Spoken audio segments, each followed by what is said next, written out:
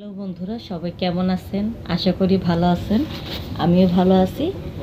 এখন আমি তোমাদেরকে আমার দেখাবো যে আমার বাচ্চার কাপড় চোপড়গুলো ভাঁজ করব। আর আমার বাচ্চারা খুব দুষ্টুমি করে। আজকে দিনের বেলা অনেক কাপড় চোপড় ধুয়ে এটার ভিতরে রেখে দিয়েছি, তো ভাঁজ করার সুযোগ পাইনি। তো যাদের আমার মতন এরকম দুষ্ট বাচ্চা আছে, যাদের বাচ্চাগুলো একটু বেশি বেশি করে দুষ্টুমি করে, তারা তারা সবসময় বাচ্চাদেরকে একটু খেয়াল রাখবেন।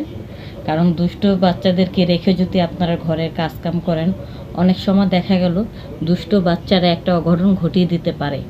এই জন্য সব মায়েরা সাবধান থাকবেন যাদের বাচ্চাগুলো দুষ্ট।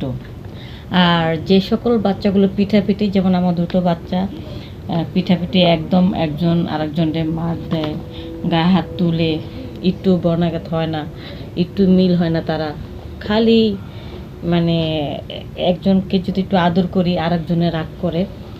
এই জন্য তারা দুষ্টামি করতে করতে হঠাৎ করে দেখা গেল কোনো অঘটন ঘটিয়ে দিতে পারে, বা একজন আরেকজনকে মেরে একটা দুর্ঘটনা ঘটিয়ে দিতে পারে। এদিক থেকে আপনারা সাবধানে থাকবেন। তো আমি বাচ্চাদেরকে একটু বেশি বেশি সময় দিই, এর কারণে আমার ঘরে অনেক কাজকাম ঠিক মতন হয় না, করতে পারি না। আর সেই জন্য বাচ্চার বাবাও বেশি একটা রাগ করে না, কেন সে জানে তার বাচ্চা দুটো অনেক দুষ্ট, তাদেরকে নিয়ে কাজ করতে আমার খুবই কষ্ট হয়, সেই জন্য সে রাগ করে না।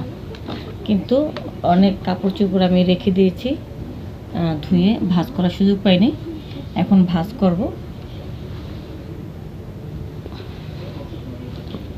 আমার ছেলেটার বয়স 5 বছর আর মেয়েটার বয়স 2.5 বছর। আমি দুজনের কাপড় আলাদা করে ভাঁজ করব।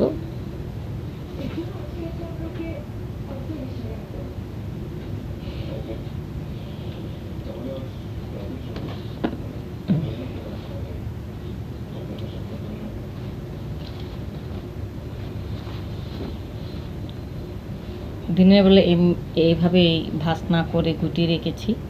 আসলে কাপড় চোপড় যদি ভাঁজ না করে গুটিয়ে রাখেন, এটা ঘোষ পড়ে যাবে। সবসময় ভাঁজ করে রাখার চেষ্টা করবে। আর বাচ্চা দুটো এখন ঘুমিয়ে আছে, আর নয়তো এতক্ষণ আমার 12টা বাজিয়ে দিত। এখন ঘুমাইছে, এই সুযোগে আমি ঘরের টুকটাক কাজগুলো করে নেব।